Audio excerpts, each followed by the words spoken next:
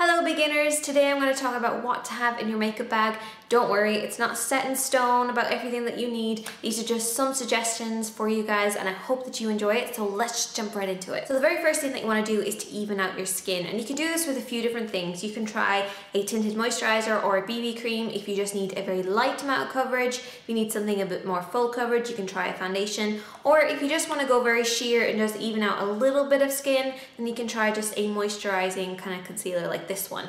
So any of these products are perfect, and if you don't know anything about foundation or what to choose or anything, then you can check my videos here. I have this one talking about different tones, this one talking about different shade of foundation, and then this one here I talk about some of my favorites for your skin type, because that's another thing. It's not just your shade and tone, it's also your skin type. So you can check that one if you want to know about skin types and my favorite products for that. Next up is concealers. Now I love having two concealers in your makeup bag. One that has the same shade and tone as your foundation, but maybe a little bit more on the fuller coverage. So that way your foundation can be sheer, but then your concealer can be full coverage to cover up any blemishes and spots and stuff that we all tend to have. And if you don't know how to cover up a blemish, then you can check the link here. My second concealer has a slightly different tone. This one has a peachy tone to it, so it's going to cover up any of the kind of bluish, kind of purpley tones underneath my eyes and kind of counteract that. Now this is totally optional, but I do actually think that it works for a lot of people who struggle with darkness underneath their eyes. And if you don't know how to cover up under eye circles, then you can check the link here, and you'll also find these in the description box as we go along.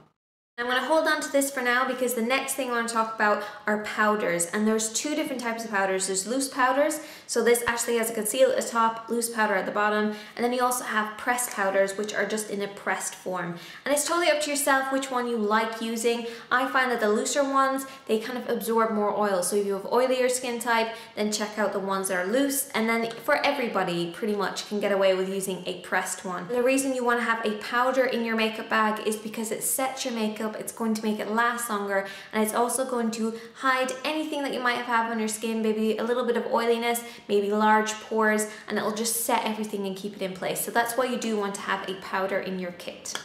The next thing to have in your collection is a blush, and I like to match my blush with my lipstick. So if I'm wearing like a corally lipstick, I will wear coral, like a light coral on my cheeks. If I'm wearing pink, I will wear pink. The only time I don't do that is if I'm wearing a red lipstick, and then I will just go for a light bronzer because you don't want red here and red there.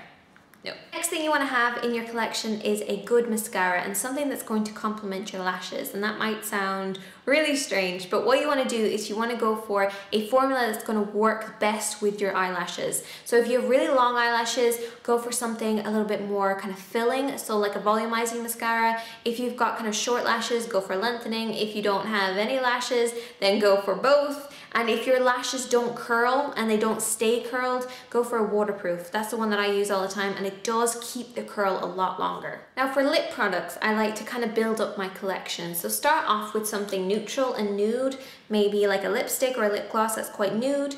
Go for something then that's also really natural, something that you can wear like every single day, and then go for a pop of color, whether it's like a hot red or maybe like this beautiful pink I have here, something that's just gonna be like fun. So neutral, natural, and fun. Next up, we're talking about eyebrows. Now I would highly recommend getting something for your eyebrows, even if it's just clear mascara, because brows make such a massive difference. And there's so many different things that you can try. You can try pencils like these ones, or you can try using eyeshadows, you can try using brow mascara, and I have a whole video right here talking about all my favorites, and then you can check the link here if you want to see how to map out your eyebrows.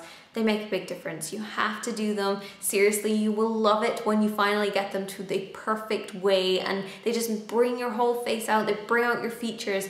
Seriously, brows are like, they're like the new foundation. People used to be obsessed with foundation and obsessed with mascara. It's brows now. So definitely try getting something for your brows and investing in, you know, some brow shaping and all that kind of stuff. And the final thing that I have are eyeshadows. Now these come in a bazillion different colors.